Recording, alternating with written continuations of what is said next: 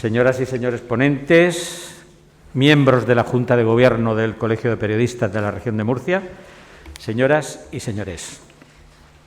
Parece que empezamos a recuperar la normalidad.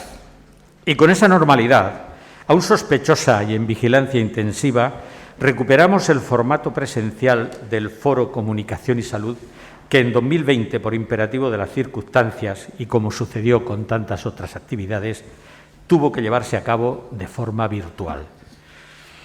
El Foro con Salud se enmarca dentro del convenio de colaboración que hace 5 años firmaron el Hospital de Molina, ahora gestionado por el Grupo Sanitario Rivera, la Fundación Asociación de la Prensa y el Colegio Oficial de Periodistas de la Región de Murcia, con el objetivo de ofrecer a la sociedad una información fiable y contrastada sobre temas relacionados con el bienestar físico, psicológico y social al que todos aspiramos y que tan necesario nos resulta hoy a causa de la dolorosa pandemia que hemos sufrido y de la que hay que repetirlo alto y claro, ustedes lo saben muy bien, que aún no hemos salido, aunque a veces nos dejemos engañar por las apariencias y el deseo de recuperar la vida que un día tuvimos y tal como entonces la vivíamos.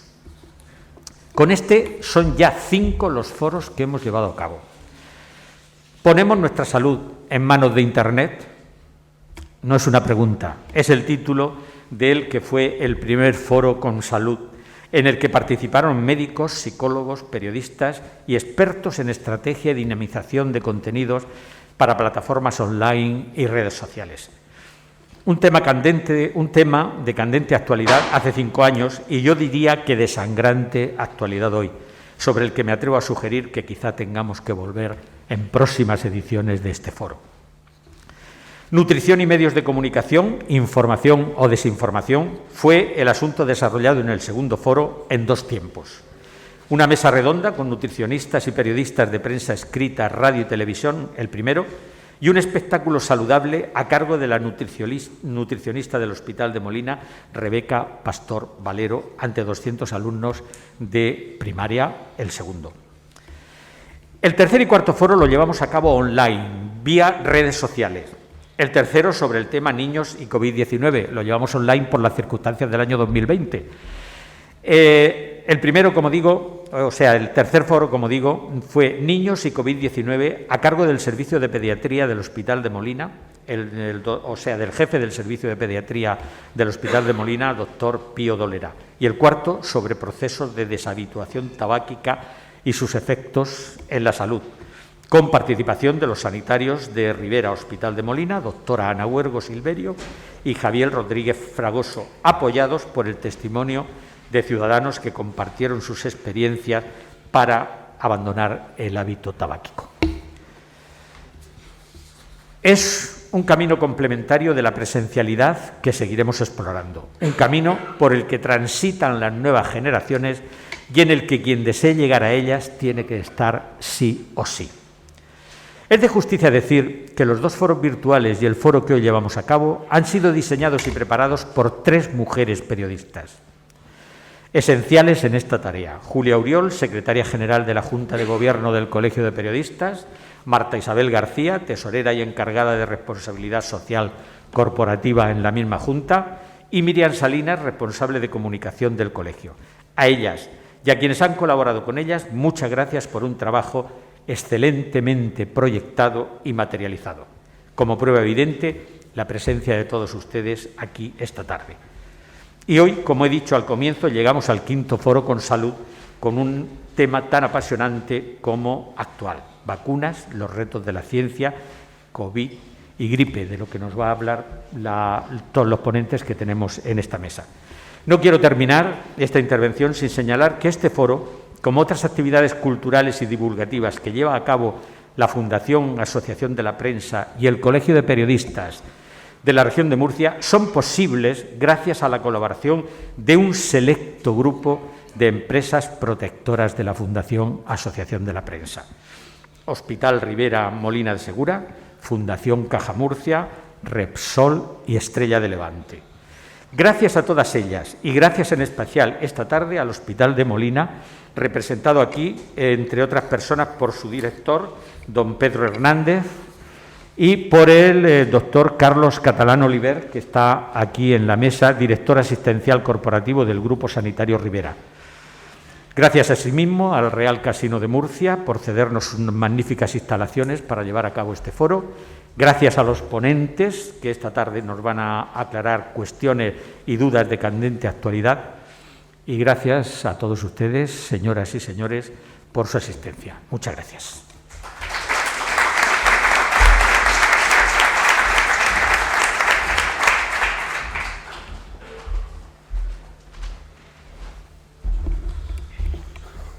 Buenas tardes a todos, especialmente, como no, a nuestro gerente del Servicio Murciano de Salud, al decano del Colegio de Periodistas, Arturo.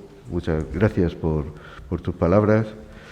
Gracias a todos los ponentes por acudir sin ningún problema, sin poner ninguna pega, sino al revés, desde el primer momento, dispuestos a participar.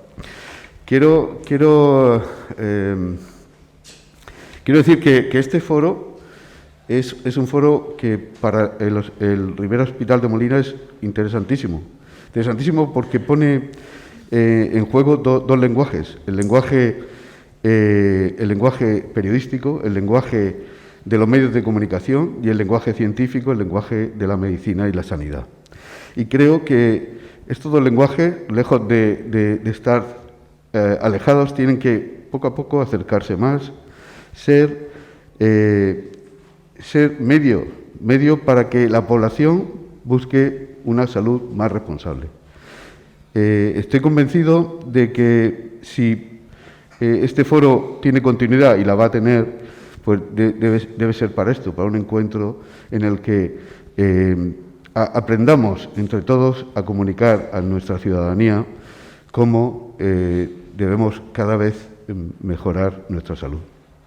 En concreto, este foro que hoy nos toca, pues es un foro muy actual. Claro, vamos a hablar de vacunas, vamos a hablar de vacunas COVID, vamos a hablar de la gripe, en un momento en que estamos ahí dilucidando si la gripe va a ser muy explosiva este año o no, si el COVID va a ir remitiendo de una manera espectacular.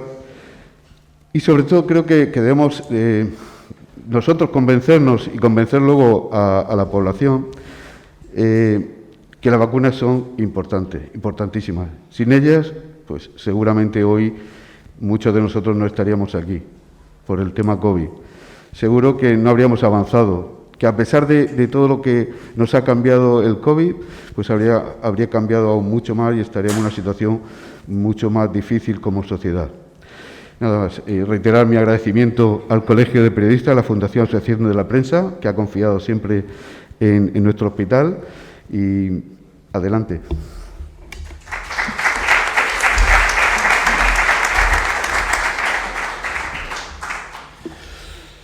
Hola, perdón.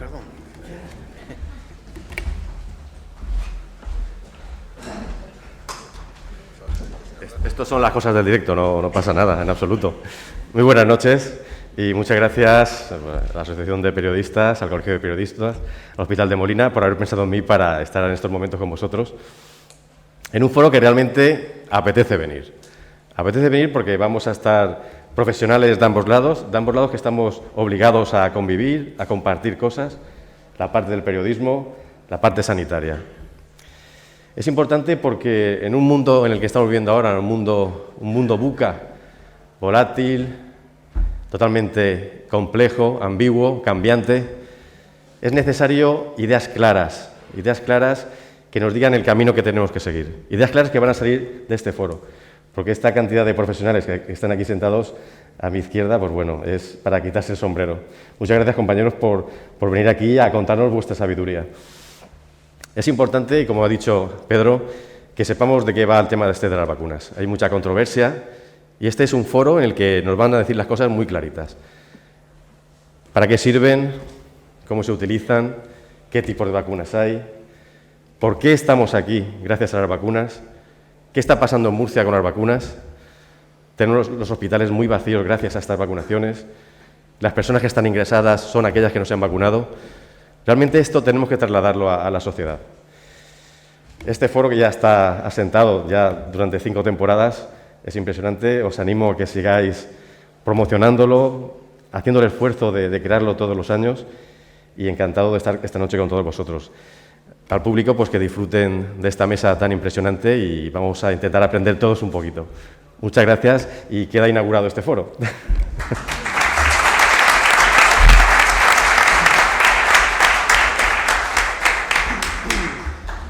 Bueno, ahora sí, disculpen el lapsus. Bueno, muy buenas tardes a todos. Me gustaría comenzar haciendo una pequeña reflexión. Los grandes avances humanos, ya nadie o casi nadie duda de que están íntimamente ligados a los avances científicos. La media de edad se ha incrementado a un ritmo casi frenético. Esto es consecuencia de nuestro estado de bienestar, pero ¿y cómo hemos llegado hasta aquí? Bueno, pues algunas de las respuestas a esta pregunta nos las pueden responder nuestros invitados en esta mesa. Cuanto mayor ha sido el avance científico, mayor bienestar ha tenido la humanidad.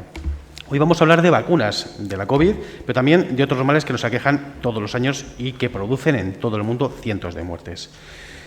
Sean bienvenidos a este quinto foro con salud, vacunas, los retos de la ciencia, COVID y gripe, un foro organizado por el Colegio de Periodistas de la Región de Murcia y Ribera Hospital de Molina. Esta tarde nos acompaña Jaime Pérez Martín, actualmente está al frente de la Dirección General de Salud Pública y Adicciones y portavoz del Comité COVID de la Región de Murcia. Es médico especialista en medicina preventiva y sí que me gustaría destacar que es desde hace 4 años miembro de la Junta Directiva de la Asociación Española de Vacunología. Doctor, muy buenas tardes. Nos acompaña también Sirle Beatriz Pérez Romero, es también médico especialista en medicina preventiva y salud pública y además es especialista en gerencia de la calidad y auditoría en salud, doctora en ciencias de la salud y máster en salud pública. Actualmente desarrolla su actividad en el Hospital Reina Sofía de Murcia. Muy buenas tardes. También nos acompaña Carlos Catalán Oliver, es desde 2012 director médico de Ribera Salud, es responsable de la organización de la atención de los pacientes de los distintos ámbitos asistenciales y de la comunidad asistencial. Doctor, muy buenas tardes.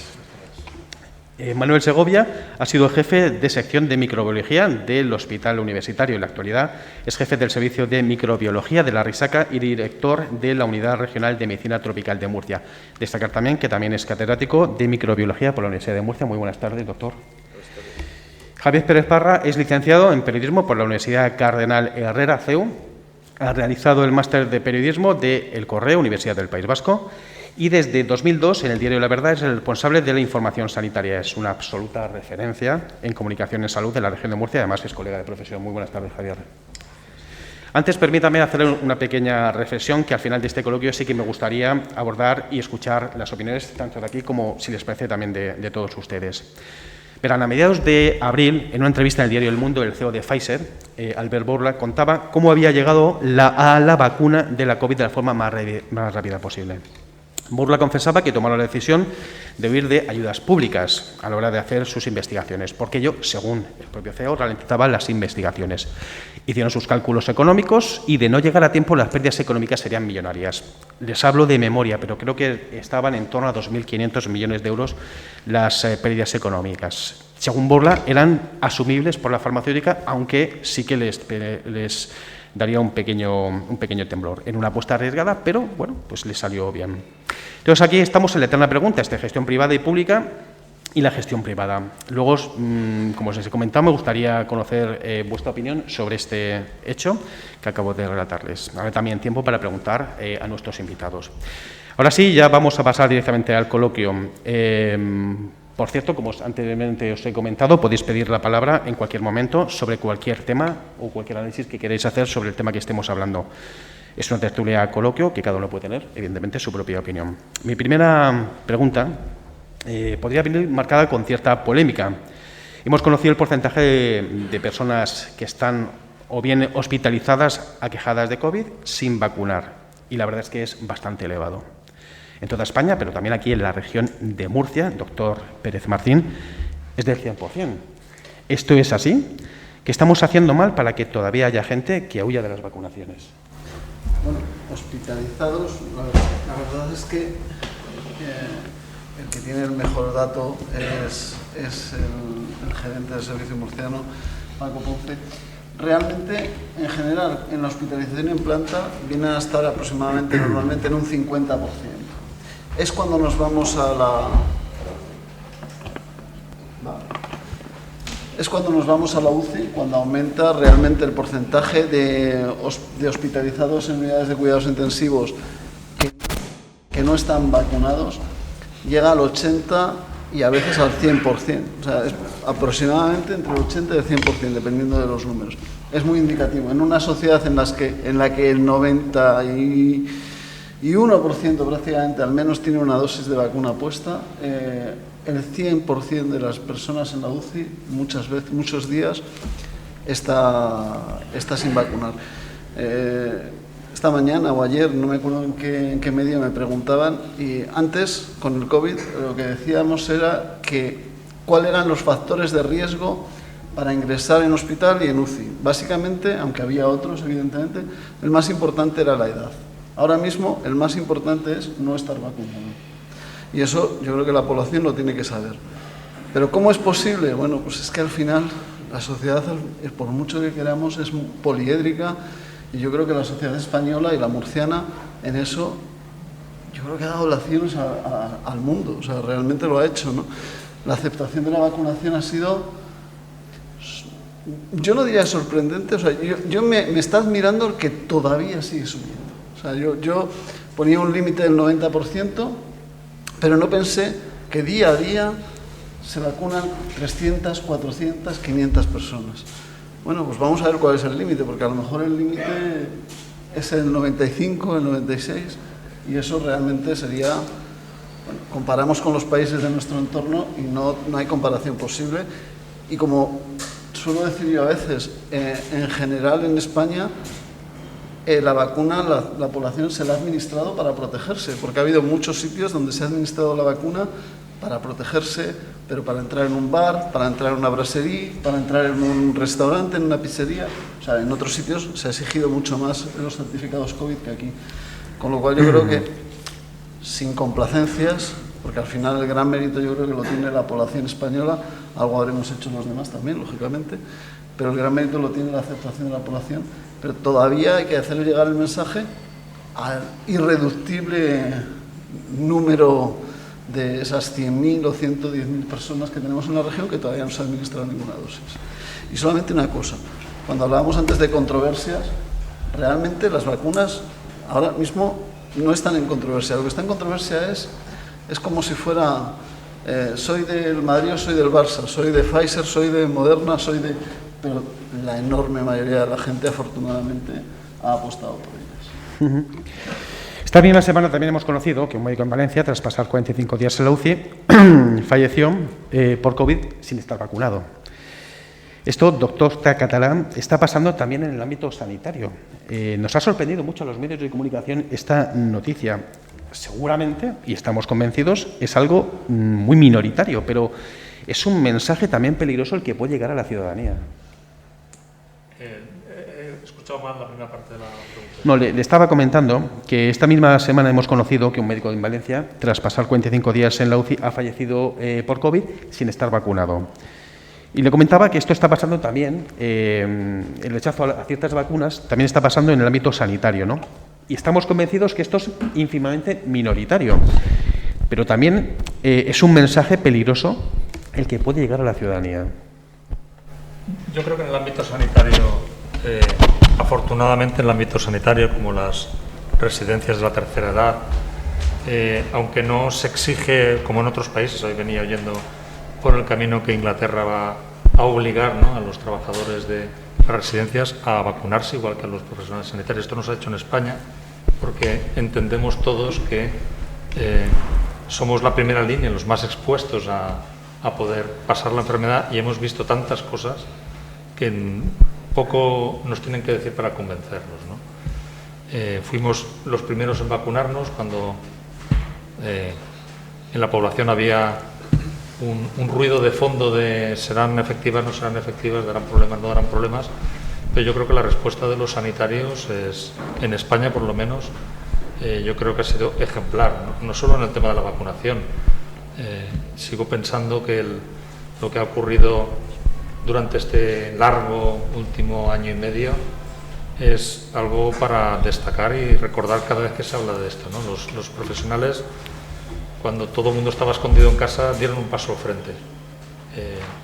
se tragaron el miedo y asumieron el rol que tenían que hacer en ese momento, que era de cuidar, curar y atender al máximo número de personas, ¿no?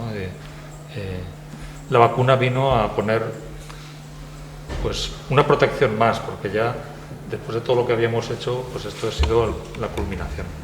Nadie nos tiene que contar, por tanto, cuál es nuestro papel, y cuando nos preguntan, tampoco nadie tiene que dudar de qué vamos a decir. Por supuesto que hay que vacunarse. Hemos comentado al principio, en la anterior presentación, que nos siguen quedando bolsas, ¿no?, de pacientes o de ciudadanos sin vacunar, y yo también recordaba y he comentado al inicio de la reunión que tenemos colectivos o comunidades de extranjeros que viven en España y que históricamente, y por lo que estamos viendo ahora en las coberturas vacunales en estos países, y hablo por ejemplo, y es un ejemplo solo, de Rumanía, ¿no? Pues estas personas culturalmente rechazan las vacunas, y casualmente allí donde hay más personas que viven, bueno, de una forma comunitaria, aparecen casos y aparecen ingresos hospitalarios y aparecen ingresos en la UCI. Luego tenemos que hacer un trabajo también de averiguar quiénes son estos ciudadanos que no se acercan ellos por su cuenta a vacunarse, pero vamos a tener que ser nosotros los que de forma proactiva vamos a tener que ir a buscarlos. Si no, va a ser difícil llegar a conseguir ese objetivo tan ambicioso. En España parece que la situación que estamos comentando está bastante controlada, pero también estamos viendo un pequeño repunte, ¿no? Estamos ante una ola de contagios. Doctora Pérez Romero, ¿cuál es la sensación que estáis teniendo? No, estaba comentando que en España la situación parece que está más controlada, pero sin embargo sí que estamos asistiendo a una pequeña, subida en la curva, ¿no? Estamos ante una nueva ola de contagios. ¿Cuál es la sensación que estáis teniendo? Bueno, predecir esto a ciencia cierta, con el comportamiento que ha tenido la propagación del virus, digamos, tajantemente no se puede decir. Lo que sí que hay que tener presente es que conforme algunas medidas a nivel poblacional se van relajando, evidentemente esa población que todavía es susceptible de adquirir la enfermedad seguirá siendo un potencial propagador.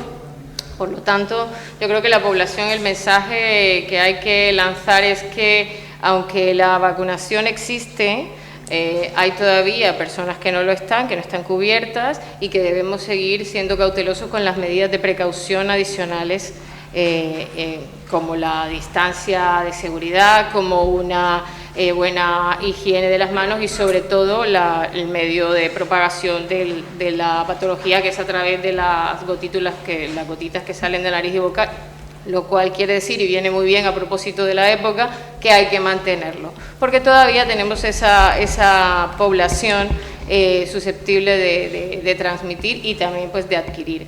A propósito de lo que decía el doctor Catalán, el tema de estos, digamos, negacionistas de vacuna o aquellos que están indecisos, el tema se ha convertido a nivel mundial en un tema tan importante y tan relevante que la Organización Mundial de la Salud y los CDC han creado y validado encuestas puntuales para poder establecer qué tipo de población es la que se está negando, ¿no?, a la vacuna, y el por qué, y los factores que lo llevan a no vacunarse y a estar indecisos respecto a ello. O sea que imagínate tú la relevancia que está adquiriendo el tema, porque evidentemente ese grupo de población se convertirá para los demás en un riesgo. Doctor Segovia, ¿por qué algunos afectados por la COVID-19 se quedan con la llamada COVID permanente y otros no? Es decir, ¿por qué hay personas que les afecta más gravemente la enfermedad que a otras? Pues no tengo ni idea, sinceramente. No tengo ni idea, porque unas personas mantienen ese cuadro que se ha de llamar COVID permanente, ¿no? Difícil además, un cuadro que hay que estudiar, que está claro que existe, pero que hay muchísimas lagunas al respecto. Creo que está encendido. Muchísimas lagunas al respecto, eso es importante, pero vamos, quizá alguien más en la audiencia tenga más información que yo sobre lo que es la COVID permanente. Lo que sí, ya que estábamos hablando de las vacunas, sí me parece de por qué unos se vacunan y otros no. A mí yo quiero insistir un poco en lo que se ha dicho. A mí me parece, con lo que respecta a España y en Murcia, me parece espectacular los resultados de las coberturas vacunales que hay. Creo que de la COVID vamos a aprender mucho, de los disparates que se han cometido y de las cosas buenas que tenemos. Sin duda la vacuna es lo que marca la diferencia entre las olas que hemos pasado y lo que tenemos y lo que pueda venir. Nada va a ser igual después de la vacuna. También creo que hay dos cosas en el tema de la vacuna, porque hay dos poblaciones en el tema de la vacuna, aunque se mezclen. Por una parte están los que nos vacunamos porque tenemos miedo a morirnos, esencialmente, y luego están a los que vacunamos porque queremos que el virus deje de circular. Eso es la otra papeleta de la vacuna. Ahí la vacuna falla más, evidentemente los vacunados, y eso me gusta más en cuanto a la persistencia del virus, ¿verdad? Aquí del virus, que no de la enfermedad, entre que la vacunación no es una vacunación esterilizante, en el sentido que proteja totalmente de la infección. Y ahí es donde puede estar un poco más, a mí me parece, el debate ético y estético en cuanto a las vacunas y los rechazos de las vacunas, que puede haber de quien diga yo no me vacuno porque a mí no me importa enfermarme del COVID y me están obligando a vacunarme porque yo protejo. Creo que la COVID, ya digo, nos ha enseñado mucho. Yo en primera persona digo a los sanitarios, que espero y lo vamos a ver en la campaña de la gripe, porque esto es COVID y gripe. Me estoy desviando, pero como hemos dicho que tenemos libertad para hablar de lo que nos parezca, a mí me parece un tema importante. Y es que la COVID sí que ha sido aceptada, porque efectivamente, y sobre todo los sanitarios, decíamos que nos hemos vacunado los primeros, le hemos tenido miedo a la enfermedad, como el resto de la población, mucho miedo a la enfermedad, y sobre todo al principio. Yo espero que ese ejemplo que ha dado la COVID y que nos ha dado que todos los sanitarios nos vacunemos, hagamos corriendo a vacunarnos, también se cumpla con la gripe, donde todos los años tenemos verdaderas batallas para conseguir que los sanitarios nos vacunemos con la gripe. Es verdad que son dos vacunas distintas, es verdad que son dos enfermedades distintas y es verdad que las vacunas, cuando digo distintas, me refiero en cuanto a la eficacia de la cobertura y demás, de la protección y demás. Pero creo que la COVID, que nos ha enseñado, por lo menos, salvo unos recalcitrantes que no se quieran vacunar, a que las vacunas son seguras y que protegen, porque no hay nada más, repito, nada más que ver. Hoy estamos aquí sentados por las vacunas, está claro, pues esa situación que sirva de ejemplo para otras vacunas, entre otras la que tenemos inmediatamente, que es la de la gripe. Siento no haber contestado a la pregunta y siento haberme ido por otro lado. Sin embargo, voy a recoger el guante porque acaba de establecer un punto que me parece muy importante, el debate ético y estético de las vacunas. Ahora sí, me parece, volveré a ese tema más adelante, pero antes quería saludar a Javier Pérez Parra, es periodista, y también al hilo de lo que me comentaba el doctor Segovia. Bueno, pues la verdad es que nadie va a descubrir el papel que ha jugado los medios de comunicación durante la pandemia. En la información, pero también en la desinformación. Me estoy refiriendo a los bulos y las noticias falsas que han estado circulando por redes sociales, incluso también por los grupos de WhatsApp que nos han ido llegando seguramente a más de uno de los que estamos aquí. ¿Qué daño, Javier, ha podido hacer la desinformación durante la pandemia? ¿Podemos decir que ha sido una epidemia dentro de la epidemia? Sí, bueno, yo creo que lo primero realmente destacable es, Jaime ha dado los datos, ¿no?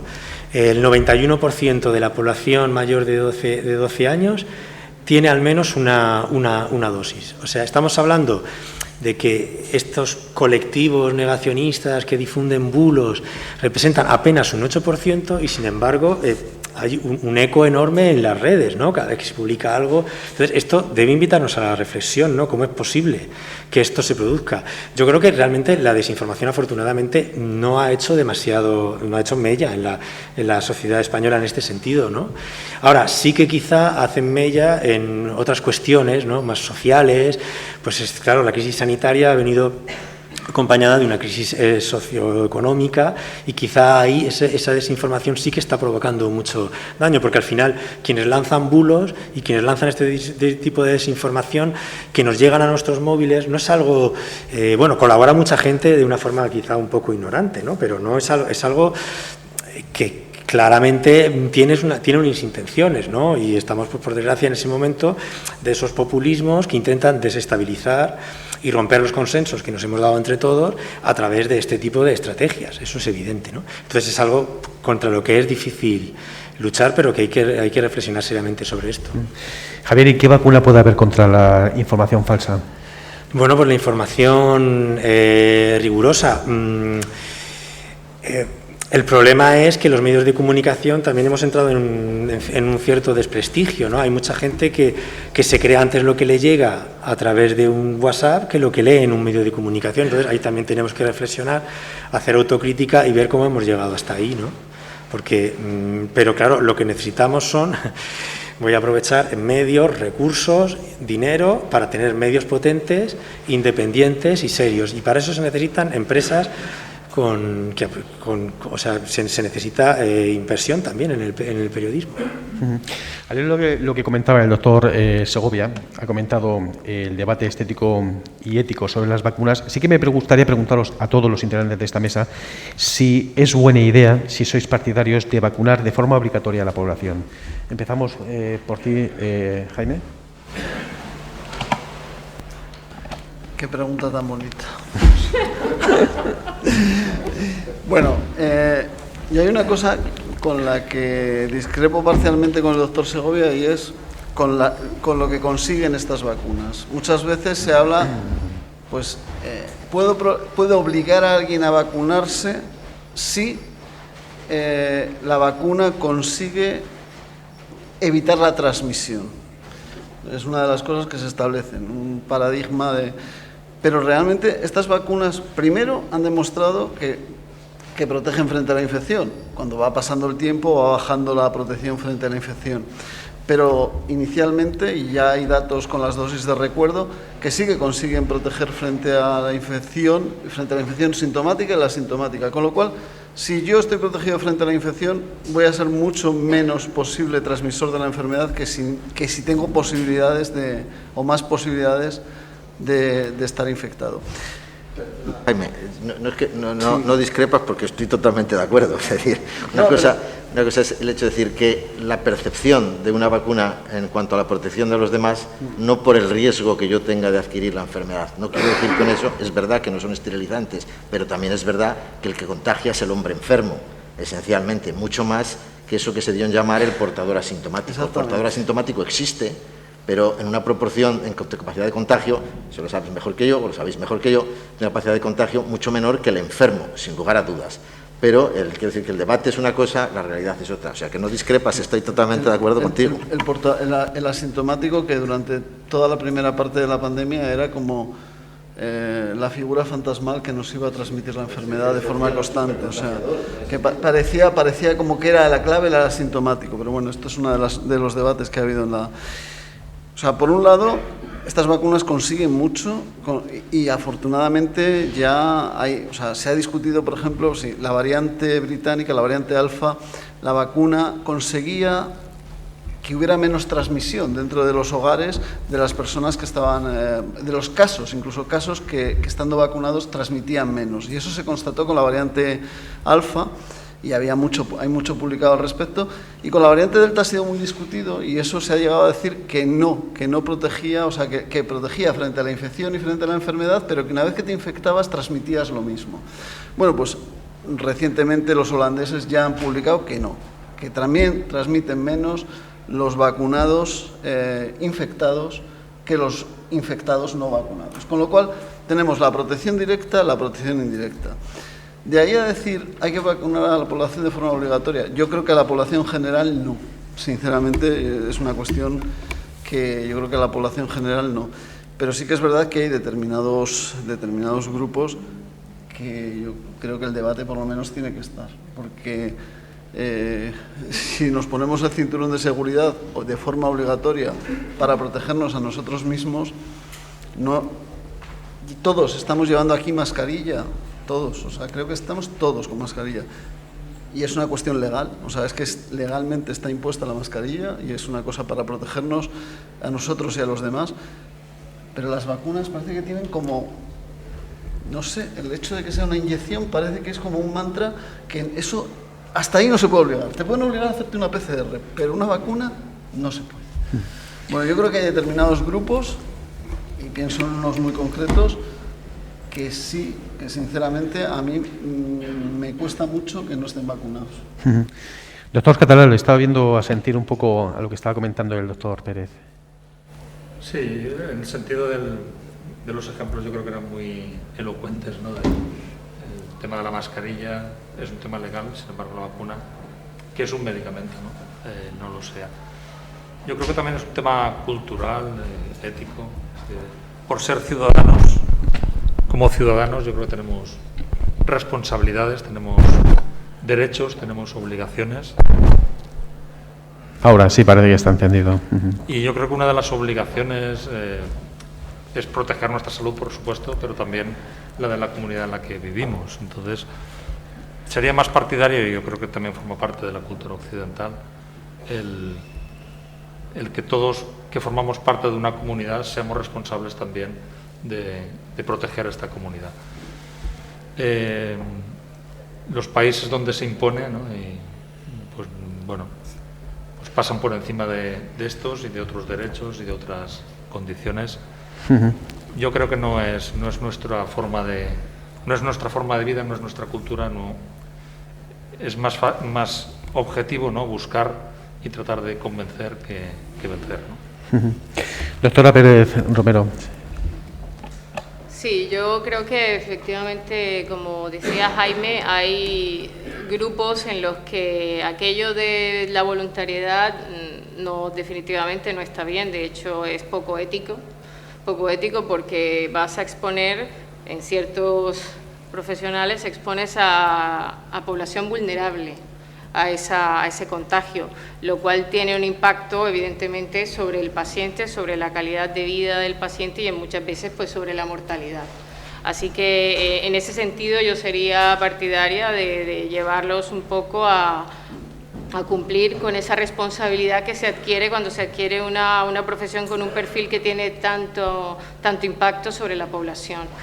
Yo creo que en ese sentido y tal. Y con respecto a la población en general, creo que tenemos que seguir trabajando muchísimo en la educación en salud, porque aquello que llamamos del empoderamiento, para que realmente la población se empodere, tenemos que educar adecuadamente a la población y en eso tenemos una amplia oportunidad de mejora.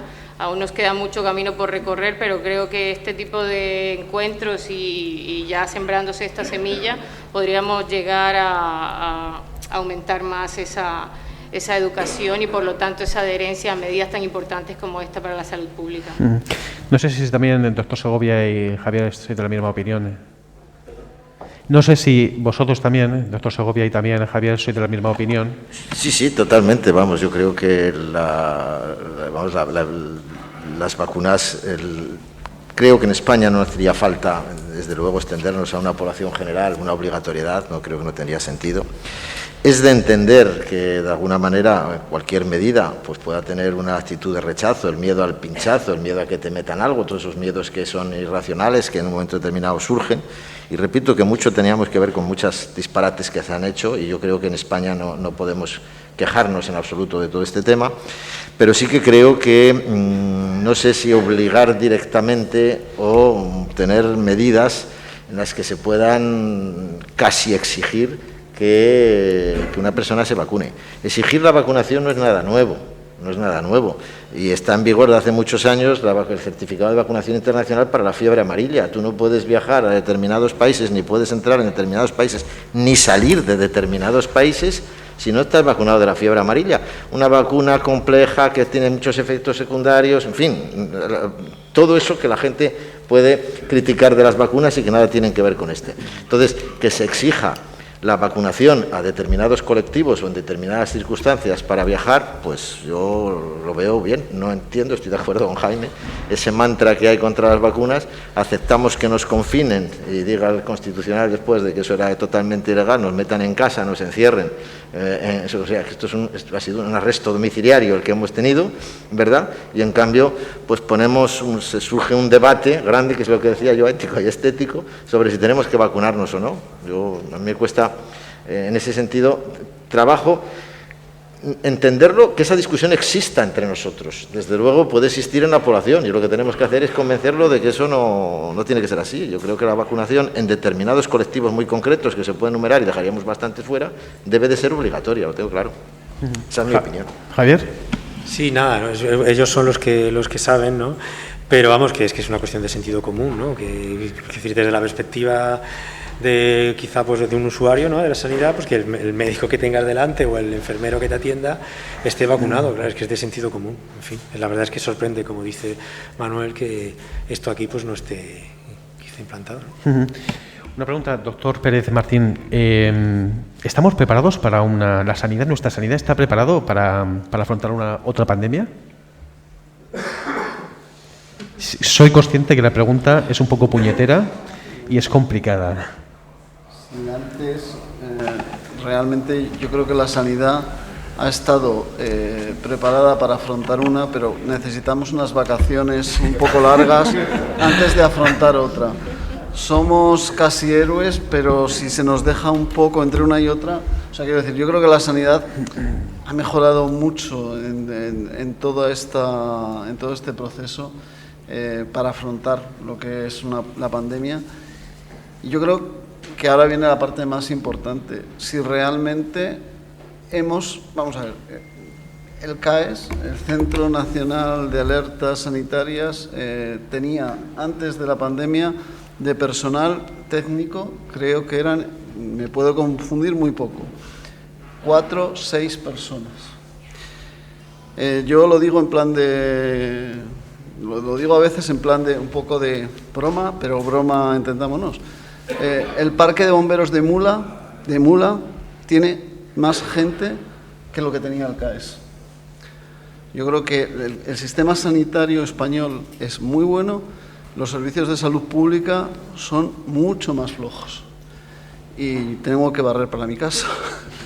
Realmente yo creo que los servicios de salud pública tienen que reforzarse, como tendría que reforzarse en un momento determinado otras partes, probablemente la primaria y demás, pero sí que es verdad que es fundamental el refuerzo que hemos tenido y lo que hemos conseguido. Eso hay que mantenerlo, hay que conseguir que se mantenga para poder afrontar las cosas nuevas que vengan, tanto a nivel central como a nivel autonómico. Y ahí es clave, pues eso, que no sea la plantilla del Parque de Bomberos de Mula. Y muchas veces hay que tener estructuras nacionales, y yo creo que ahí es mucha parte nacional, que permita claramente afrontar todas estas cuestiones. Porque si no, pues puede volver otra cuestión. O sea, si ahora nos relajamos y decimos, bueno, lo que tenemos, podemos volver a lo que teníamos, pues evidentemente puede volver la cuestión a estar mal planteada. Y sinceramente creo que en Murcia hemos tenido durante todo el tiempo mucho trabajo, mucho esfuerzo, pero no estábamos en una situación mala comparándonos específicamente con otras regiones de España. Doctor Catalán, al principio de la pandemia la sanidad pública y la sanidad privada se unieron con un fin común. Quiero recordar, ¿cómo ha sido la experiencia en este sentido y también qué conclusiones podemos sacar? Sí, yo creo que una de las conclusiones, y al hilo también de la pregunta anterior, ¿no?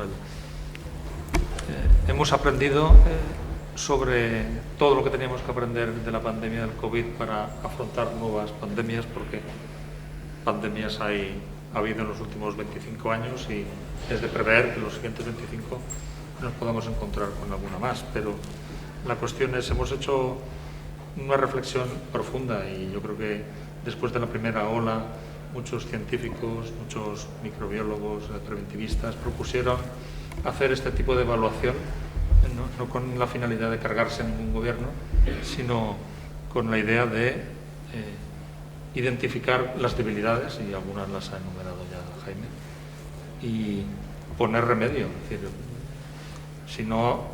si ni siquiera hemos hecho el análisis de lo que ha pasado y de lo que ha fallado, y no cambiamos las estructuras, no reforzamos aquellas áreas que se han caído durante la pandemia, como narices iba a decir, vamos a pensar en afrontar las siguientes, ¿no? Hemos aprendido mucho, yo creo que todos, el doctor también comentaba, que ha sido un momento, una época, quizás yo también recordaba después del SIDA, ¿no?, que también fue un momento importante a nivel sanitario, en el que hemos podido aprender los profesionales, por ejemplo, cómo adaptarnos a la nueva situación, cómo poder mantener la actividad, por ejemplo, sin tener a los pacientes delante, de una forma no presencial. Esto que en todos los foros, ¿no?, el cuidado no presencial o el seguimiento, la evaluación de los pacientes a distancia parecía anatema, algo prohibido, esto no nos cabía en la mente, lo hemos empezado a hacer a raíz del COVID y de un día para otro, con los medios que disponíamos, el teléfono, el WhatsApp, el ordenador, y esto hemos repetido también durante la pandemia, que ha venido para quedarse, pues que se vea. Podemos hacer mucho trabajo del que ahora lo hacemos de forma presencial, pues igual que pasa con los bancos o pasa con los ayuntamientos, sin necesidad de tener que ir a todo al médico y de una forma presencial. Es un ejemplo.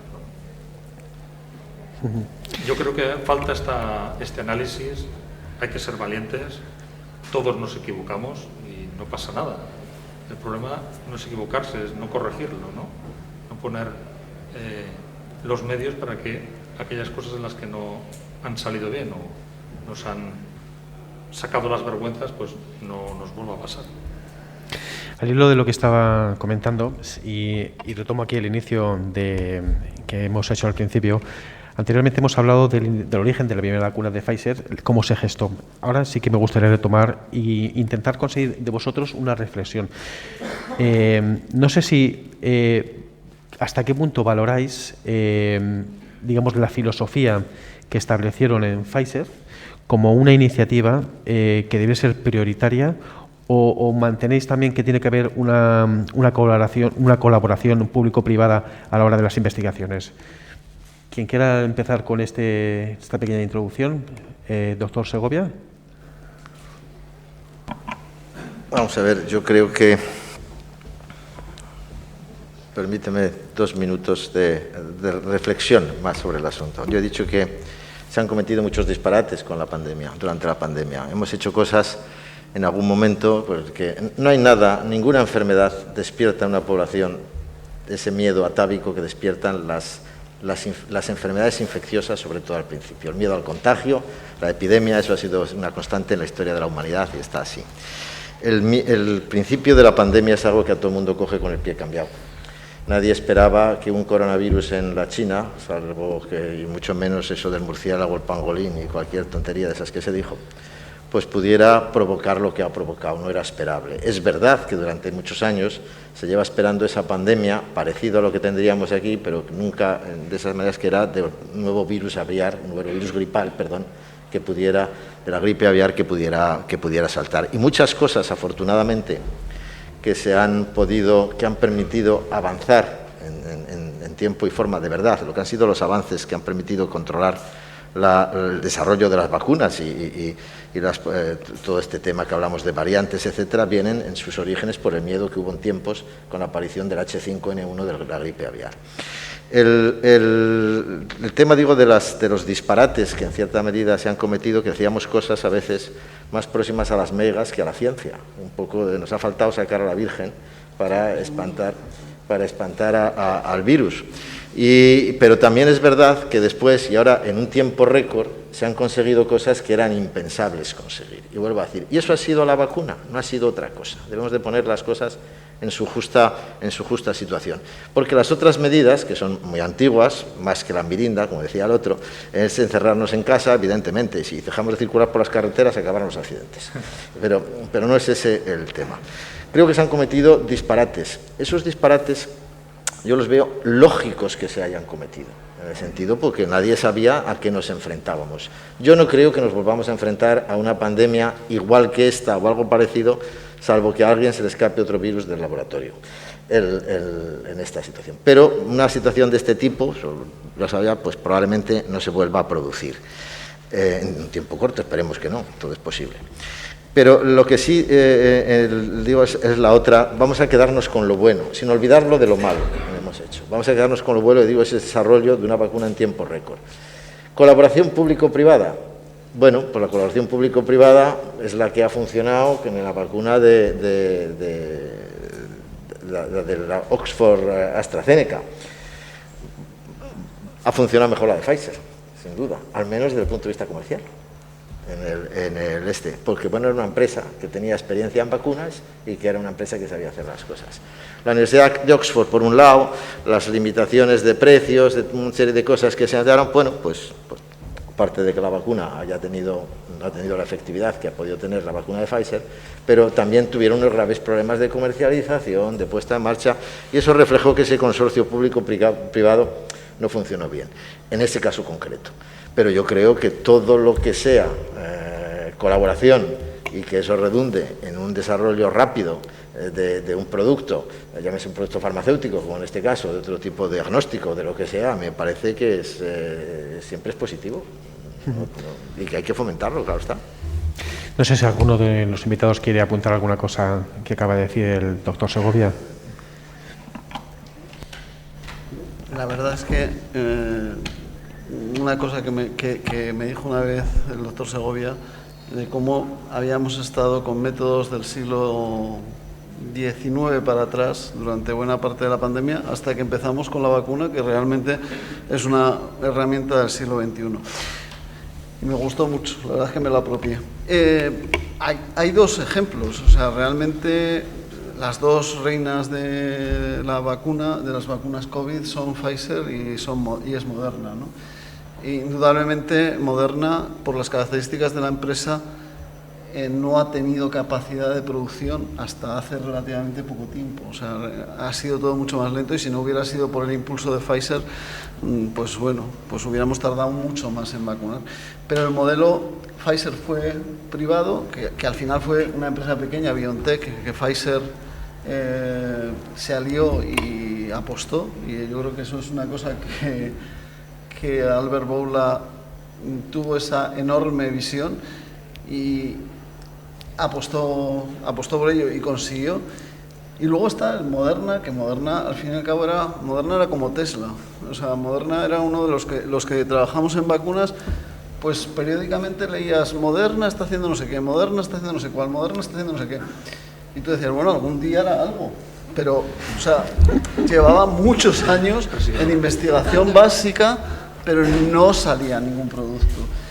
Y la operación Warp Speed que montó el gobierno americano es lo que hizo que Moderna tirara para adelante y consiguiera la vacuna que tiene. O sea que yo creo que tanto un modelo como el otro puede conseguir cosas muy, muy positivas.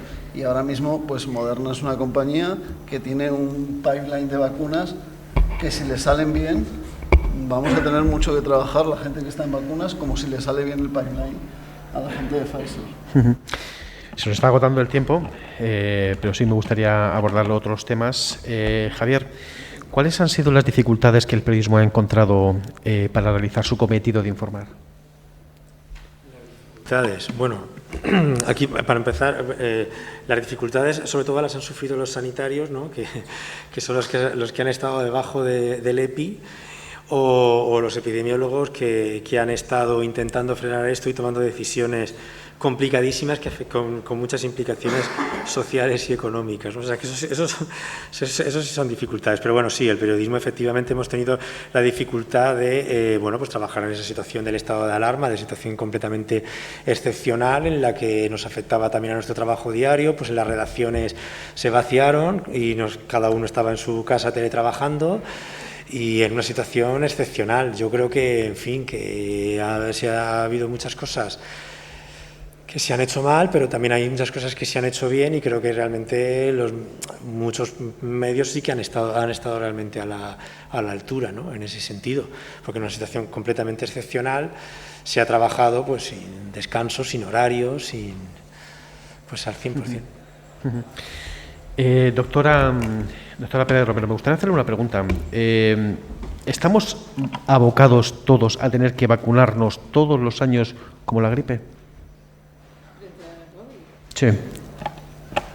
Eso, al igual que lo dice la Organización Mundial de la Salud, es muy pronto como para decirlo, porque evidentemente ante un virus nuevo que hemos tenido que aprender durante este poco tiempo de una manera vertiginosa, y con la creación de una vacuna en tiempo récord que no ha podido hacer las fases que podría haber hecho otro tipo de vacuna con mucho más tiempo, poder decir que a mediano plazo tendríamos que hacerlo cada 6 meses, hasta ahora parece que no. Eso es lo que los estudios dicen, bueno, va disminuyendo, pero cada año pues pareciera así a bote pronto. Pero vuelvo y te digo, los datos hasta ahora no te pueden decir de una manera fehaciente que no tendremos que hacerlo en 2 años, en 1, ¿vale? Hasta el momento va respondiendo quizá mejor que lo que hace el virus ante el virus de la influenza la vacuna, porque claro, cada 6 meses hay toda esa variabilidad, porque tiene esa posibilidad la influenza de mutar tan rápidamente. En este caso, pues hasta el momento no pareciera del todo igual. Tenemos las variantes, pero esa vacuna que se ha creado parece que para proteger frente a esas variantes ha dado la talla. La que estaba en duda, pues hasta el momento parece que los estudios que han hecho los holandeses dicen, bueno, mira, vamos por buen camino. ¿Y existen datos fiables de cuánto tiempo puede durar una vacuna en una persona? O sea, se estaban hablando pues de 6 meses, 7 meses, 12 meses. Todavía no tenemos datos fiables de cuánto tiempo puede durar una vacuna. Sí. Bueno, te digo, las últimas publicaciones de la Organización Mundial de la Salud dice que darte datos puntuales de cuánto tiempo te va a proteger la vacuna es muy prematuro a día de hoy decirlo, porque los estudios prospectivos, evidentemente, conforme ha ido progresando la salida al mercado de la vacuna y ese seguimiento, pues ves tú que el periodo es muy corto.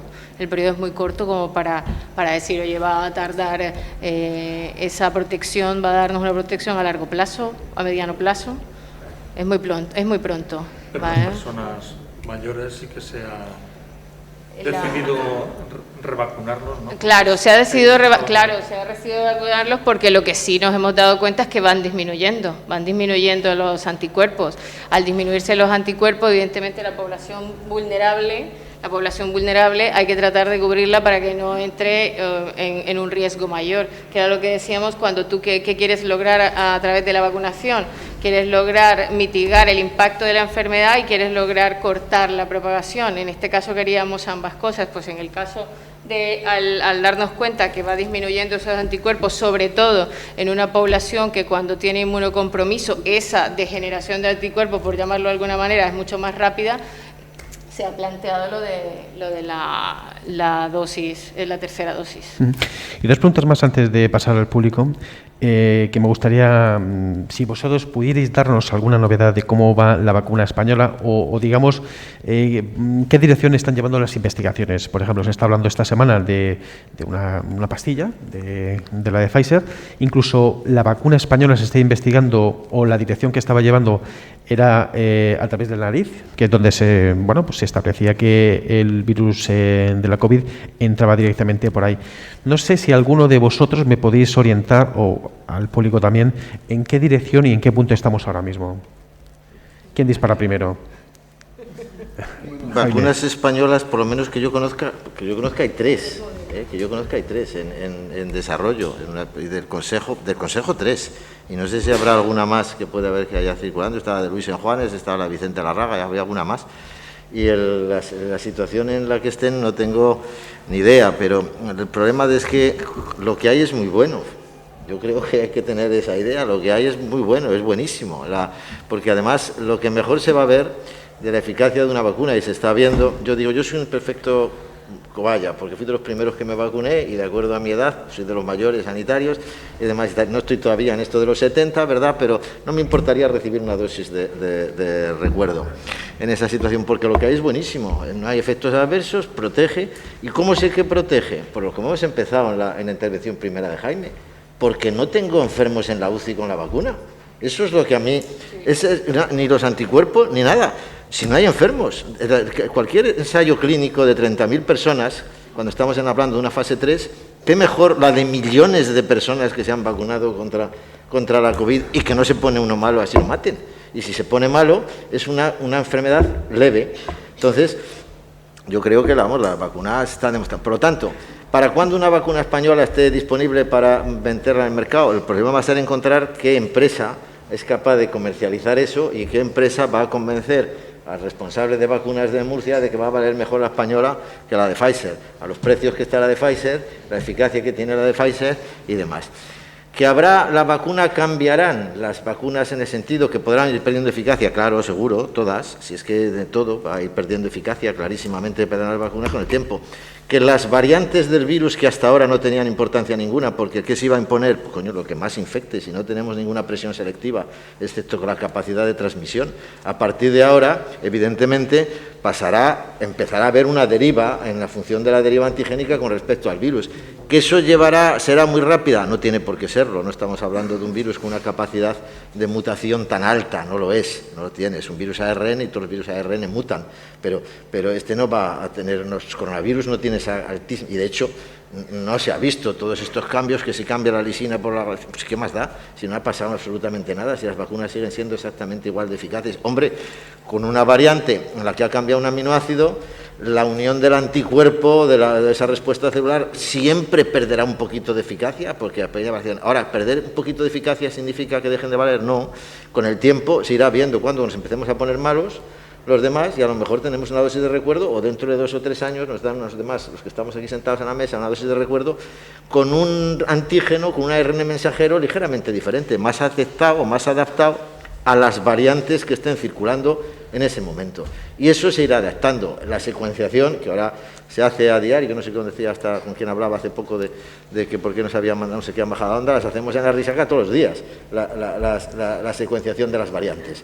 Y la secuenciación de las variantes es una cosa que se viene haciendo, no las hacíamos en la Risaca, no teníamos secuenciador, pero desde que empezó la pandemia empezamos mandando virus a Valencia, al Consejo Superior de Investigaciones Científicas, para que se secuenciara, porque en cualquier virus ARN hay que hacerlo.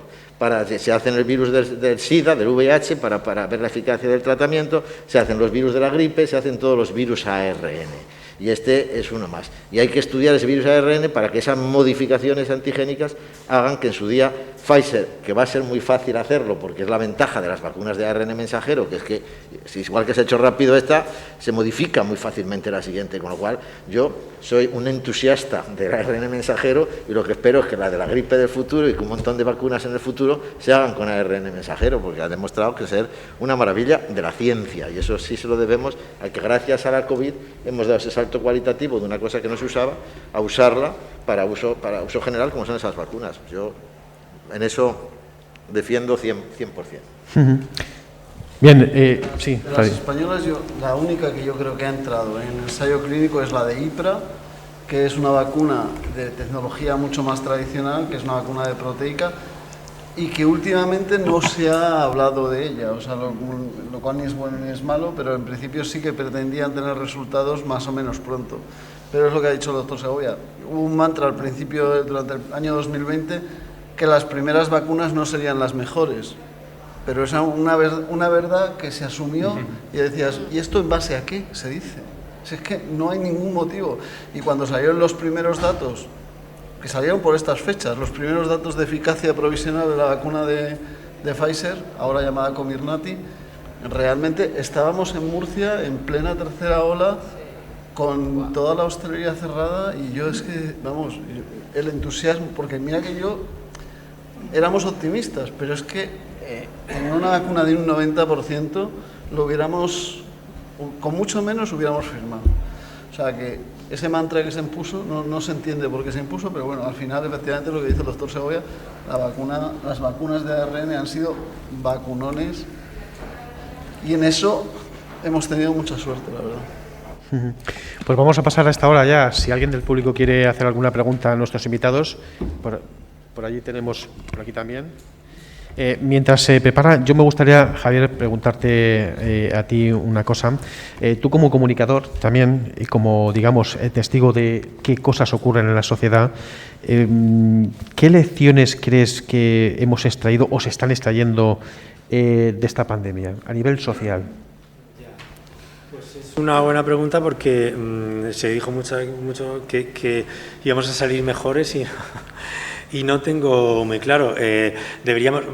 Se deben sacar lecciones, como ha dicho antes Jaime, para la mejora del sistema sanitario, y creo que en eso los expertos presentes pues seguro que tienen que hay un consenso en torno a la necesidad de mejorar la salud pública, de mejorar la atención primaria, de mejorar la capacidad de respuesta al material de protección y todo esto.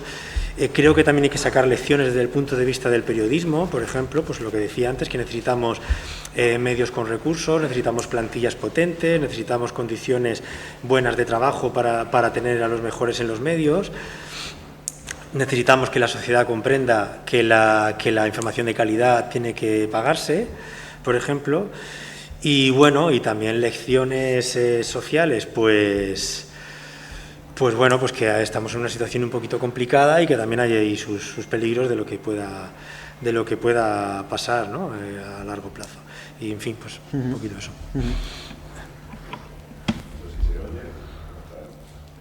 En modo...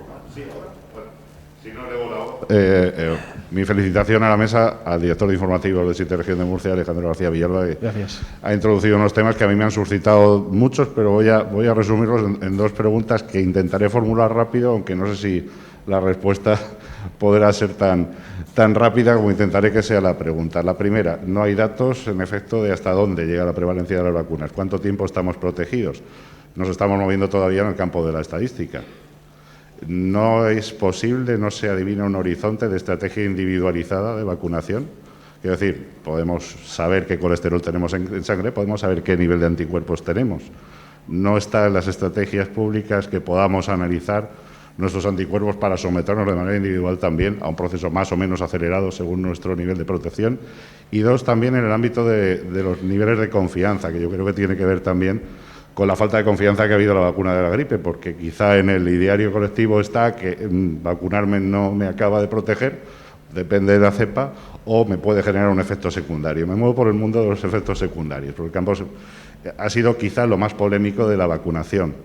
Trombos, otro tipo de situaciones, también pues la menstruación, todo lo que se ha venido publicando. Ahora estamos enfrentados a la tercera dosis, la dosis de refresco, y la estrategia, o al menos parte de ella, es que se inocule simultáneamente la de la gripe. 2 enfermedades distintas, 2 vacunas distintas, 2 posibles tipos de efectos secundarios distintos. ¿Hasta qué punto la inoculación simultánea puede dificultar o no el conocimiento de esas reacciones o la atención ante ellas por parte del sistema público? ¿Me permitís? Con respecto al tema de la duración de la protección que hemos abordado antes un poco, realmente, por ejemplo, en estudios hechos aquí en Murcia por el Servicio de Epidemiología, tenían una efectividad, la vacuna en población general mayor de 80 años, mayor del 80%, y respecto a ingreso en UCI o similar, mayor del 90%. Todavía altísima, muy, muy alta. ¿Qué es lo que ocurre? Que evidentemente hay una bajada de esa protección, eso se ha constatado en estudios nacionales e internacionales, pero afortunadamente la bajada es relativamente pequeña. La cuestión es que si tú ves que hay una bajada, que lo previsible, o sea, lo primero que baja es la protección frente a la infección. Y eso ya hay datos que frente al 90% inicial tienes datos de protección a 6-8 meses del 50%. Pero cuando vas a mirar cuando lo que te interesa proteger, que la infección al final es muy complicado protegerla de forma duradera, cuando vas a ver la enfermedad grave, la hospitalización en UCI, ahí las protecciones todavía están en niveles muy altos. Pero lo que te ocurre es que ya está habiendo indicador de que lo primero que empieza a bajar es la protección frente a la infección, pero lo siguiente que puede empezar a bajar es lo otro. Entonces, ante una circunstancia así, claramente tienes que vacunar, y vacunar de una forma estratégica, que es vacunar con la gripe, para no tener que hacer al sistema sanitario vacunar 2 veces y a las personas ir 2 veces, ¿eh? O sea, es una cuestión tanto logística para el propio sistema como, por otro lado, de una cuestión muy importante, que es la accesibilidad. Al final, si vacunamos a la vez, las posibilidades de tener coberturas altas en las 2 vacunas son mucho mayores. La personalización de la que hablabas. En vacunas hay un parámetro que el doctor Segovia también lo puede explicar mejor que yo, que es el parámetro subrogado de protección, es decir, el título de anticuerpos a partir del cual se considera que estás protegido. Eso no se ha establecido en el COVID. O sea, cuando decimos tengo anticuerpos, no tengo anticuerpos, se está llegando, pero todavía no está establecido. Entonces, una persona que tiene anticuerpos no puede decir que está protegida y una persona que no tiene anticuerpos, en principio sí estaría menos protegida, pero no se puede establecer, con lo cual no se puede hacer esa personalización. Por eso nos basamos en estudios de efectividad y de protección a lo largo del tiempo y no en estudios de inmunidad, ¿vale? Y con respecto a la coadministración lo he explicado un poco. Al principio, hay un principio básico en vacunas, que las vacunas se pueden coadministrar. Los niños se les administra vacunas hexavalentes, que son 6 antígenos, y al mismo tiempo se les pone el meningococo. O sea, realmente se les ponen muchísimas más vacunas de las que ponemos en población adulta. Lo que pasa es que inicialmente, con la vacuna de COVID, al principio había que ir con un miedo tremendo y con una precaución tremenda, y por supuesto se dijo que no se coadministrara.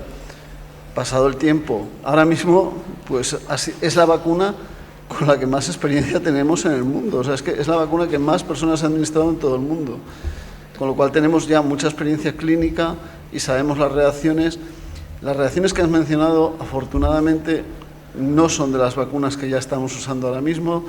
Las vacunas que usamos ahora mismo, que son las de ARN, el nivel de seguridad es altísimo y no han tenido ni reacciones trombóticas ni ningún tipo de estas reacciones. Las únicas más problemáticas han sido las miocarditis en población joven, que se resuelven todas favorablemente, ¿vale?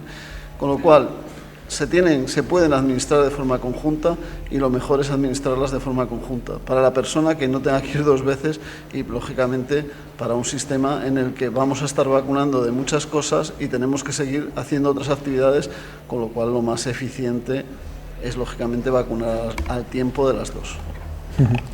Tenemos tiempo para 2 preguntas más. Había una por allí y también otra por aquí.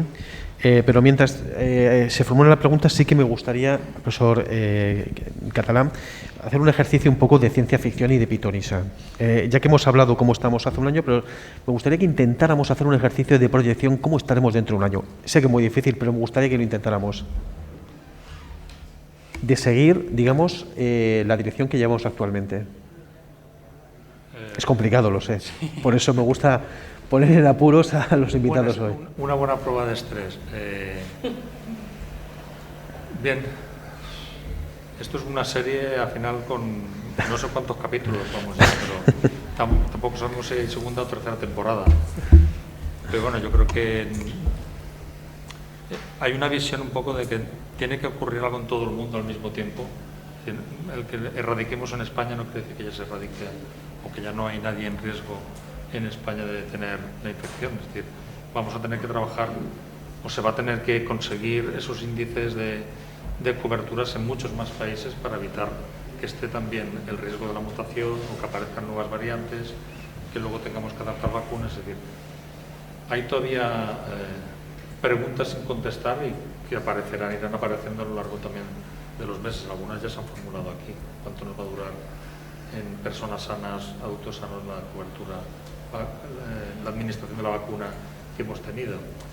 Yo creo que es difícil prever, con los datos que tenemos actualmente, si el año que viene podremos repetir este foro ya sin mascarilla. Por lo menos sería una buena noticia, por lo menos. Yo creo que, por lo menos en los interiores, lo que hablamos, lo que ya se ha quedado, ¿no?, este año, interiores,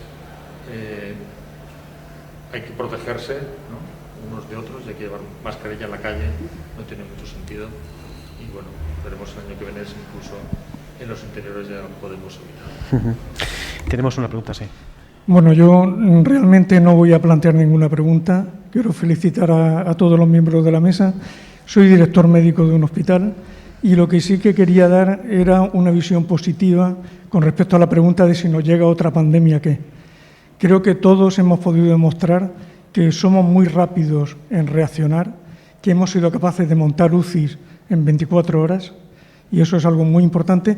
Y también aquí tengo al gerente del Servicio Murciano de Salud, que entonces era también director médico, y hemos aprendido a trabajar en red. Todos los, por lo menos aquí en Murcia, en una región con 9 áreas sanitarias, nos hemos estado reuniendo por videoconferencia semanalmente y hemos llegado a distribuir incluso los pacientes cuando llegaba el fin de semana, si no cabían en un hospital donde tenían que ir, y creo que eso nos va a dar mucha fortaleza de cara al futuro. Simplemente eso. Muchas gracias.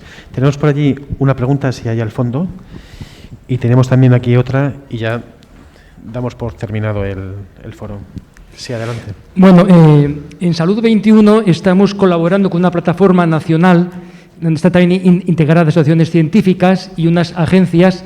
Estamos evaluando mensualmente, semanalmente, los bulos que aparecen en redes sociales, tanto el volumen de bulos, el tipo de bulos, de dónde proceden geográficamente y los mensajes. Es inmenso, analizando semanalmente, es la inmensidad de bulos que llegan a las redes, Twitter, Facebook, LinkedIn y algunas más, ¿no?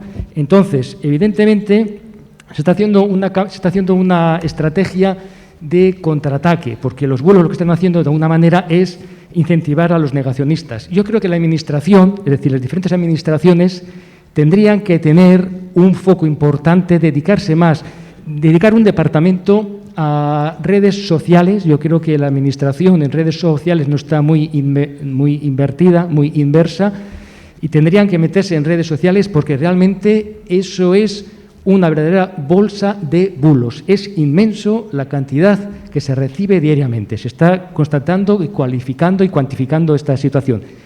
Segunda cuestión. ¿De qué nos sirve en Europa grandes campañas, potentes campañas de prevención, de inmunización, si luego hay terceros países donde está la campaña de prevención, de inmunización, casi a niveles ínfimos, con la globalización, con los intercambios que hay de viajes, al final, ¿de qué nos sirve aquí estar muy protegidos y en el tercer mundo estar todavía empezando? José Alfonso Celestino es compañero, es director de Salud 21, es compañero. No sé si alguno de vosotros queréis contestar. Mira, yo sí que es un tema que quiero comentar. Vamos a ver, yo creo que a mí me parece bien que y además la gente que me conoce sabe el compromiso, diríamos, con enfermedades olvidadas, con enfermedades tropicales, con enfermedades del tercer mundo, y por lo tanto no soy sospechoso de nada en este sentido. Pero sí quiero decir que no hay ninguna base científica de que el virus vaya a mutar, vaya a cambiar, vaya más en función de que la población mundial entera se vacune o no se vacune. ¿Qué duda cabe que si se vacuna toda la población mundial y se llegaran unas dosis de cobertura, unas tasas de cobertura del 90% de la población mundial, la circulación del virus sería menor y viviríamos todos mucho más seguros? Pero a mí me parece que decir no vamos a vacunar en España porque vamos a mandar vacunas al tercer mundo, yo creo que eso es muy complicado. Es decir, el problema de la vacunación en el tercer mundo no es el que puedan comprar o no comprar dosis de vacunas, es que hay un sistema sanitario. La vacuna de Pfizer necesita unas redes de frío. ¿Dónde lo vamos a llevar? ¿En Uganda? No sé, es que quiero decir que son cuestiones que es un terreno que está muy bien para hablarlo, pero queda mucho camino para hablar. Yo creo que sí que hay que tener muy claro una cosa, y es que el SARS-CoV-2 a alguien se le escapó, que es lo que yo digo siempre, y lo tenemos aquí y lo tenemos para siempre. Eso es una realidad. Será un virus que con el tiempo, probablemente, pues yo confío más en las vacunas que en la variabilidad del virus pueda tener, pues logremos tener en los países en desarrollo unos niveles de cobertura vacunales como con otras enfermedades infecciosas que existen, que muchas que las tenemos. Aquí no hablamos de polio, no hablamos de enfermedades que están en el mundo, que siguen estando y que gracias a las vacunas han desaparecido. Creo que eso hay que recordarlo. Y con el SARS-CoV-2 va a pasar lo mismo. Vamos a tener unas coberturas vacunales que hará. Pensar que esas vacunas son exportables, mandables y que vamos a hacerlo, yo creo que hay que vacunar aquí. A mí me parece bien que todas las políticas sean en el tercer mundo y a lo mejor vacunas nuevas, más tradicionales, se pueden utilizar y es un camino que habrá que recorrer, pero la estrategia tiene que seguir vacunando y no por pensar que con una estrategia imposible de realizar, porque cosas más sencillas no se pueden hacer, imposible de realizar, que es vacunar en un 95% a la población mundial, sea el objetivo que tenemos que prioritario tener para protegernos nosotros. Para protegernos nosotros hay que revertir todos esos bulos que estamos diciendo que pueden estar circulando.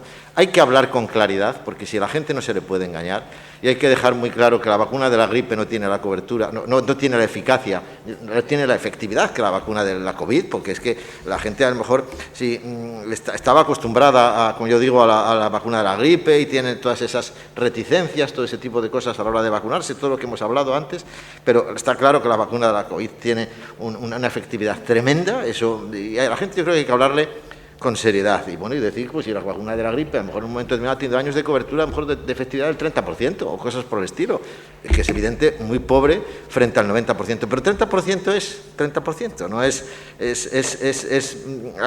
y habrá años que haya tenido el 60 al 70%, lo sabéis vosotros mucho mejor que yo.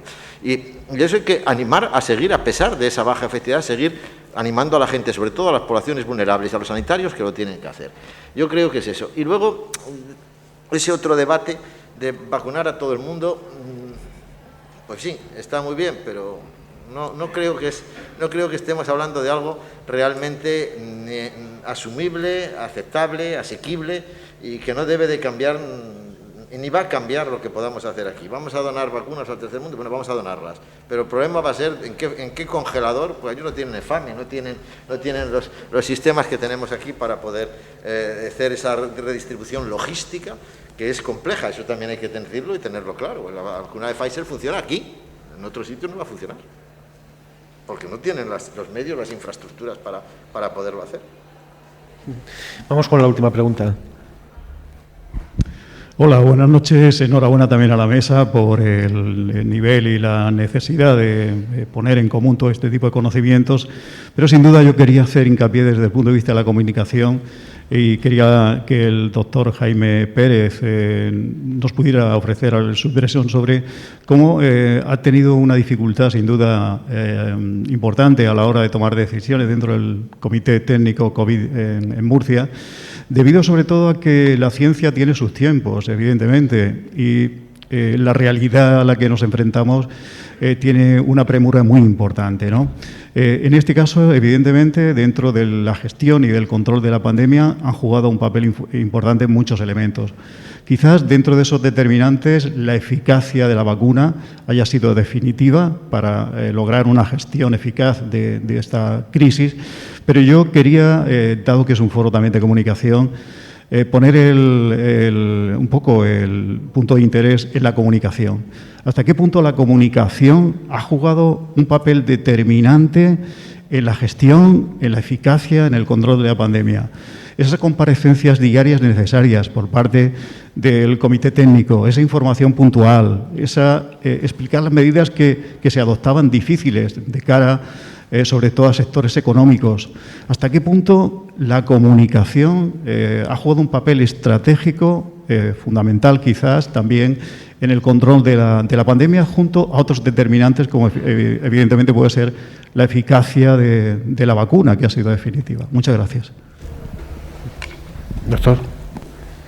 Bueno, la verdad es que es muy complejo el tema, ¿no? Porque yo creo que lo comentaba antes Javier, en un momento determinado, y lo comentaba también el doctor Segovia, en el primer momento, en el primer año de pandemia, las medidas que se tomaban eran medidas mucho más limitadas al final eran medidas que influían en la vida de las personas muchísimo, muy difícilmente aceptables en un momento determinado, pero que eran las únicas que había, por desgracia. O sea, luego, pues la ciencia, que al final, en la historia hay cosas que puedes discutir si han avanzado o no han avanzado. Lo que no puedes discutir es que la ciencia ha avanzado muchísimo. Entonces, trasladar a la población que la toma de medidas era necesaria, que era una cuestión polémica, que era una cuestión compleja, que los propios sectores afectados en muchos momentos, pues lógicamente, como sectores afectados que eran, se rebelaban contra las medidas, como en determinados momentos, ahora ya mucho menos, evidentemente, puede seguir habiendo problemas, pues ha sido una cuestión compleja y que se ha intentado llegar a la población de forma sistemática. Yo la verdad es que, bueno, en eso hemos tenido una labor. Ha sido complicado y además que yo sinceramente, pues, bueno, hay gente que se postula para las cosas. A mí, yo nunca he tenido vocación de comunicador. Lo que pasa es que, bueno, pues te dicen, ¿lo puedes hacer? Y digo, pues bueno, lo haces, ¿no? Pero sí que es cierto que eso es una parte fundamental. Y de la parte fundamental es ¿a qué fuentes va la población a la hora de informarse? Yo creo que buena parte de la población va a las fuentes creíbles, pero otras no. Y luego muchos de los medios de comunicación, ya no estoy hablando de la prensa escrita, sino de la televisión en ocasiones y la televisión nacional, pues ha seleccionado a profesionales en función de el espectáculo que en un momento me han podido dar. O sea, yo no veo la televisión no por nada, o sea, no es una cuestión de estas de... Yo he visto televisión muchísima y me he criado con televisión y me encanta la televisión, pero ahora no tengo tiempo, ¿eh? Entonces, no lo veo, pero sí que dices, ves que hay determinadas personas que antes hablaban de COVID, que luego hablaban de vacunas y que creo que hay uno por ahí que he leído que también está hablando de volcanes. Entonces dices, qué credibilidad, ¿no? O sea, ahí los medios es fundamental que escojan a gente que tenga realmente credibilidad y que sepa de lo que habla. Muy bien, pues vamos a poner punto y final aquí a este quinto foro de salud organizado por el Colegio de Periodistas de la Región de Murcia y Rivera Hospital de Molina. Agradecer también a todos nuestros invitados por haber compartido su tiempo con nosotros. Darle las gracias porque esta tarde-noche creo que aquí se han dicho cosas muy interesantes aquí en el Real Casino de Murcia. Y a ustedes, nada, emplazarles al próximo foro que esperamos sea ya de la etapa post-COVID. Muchas gracias a todos ustedes.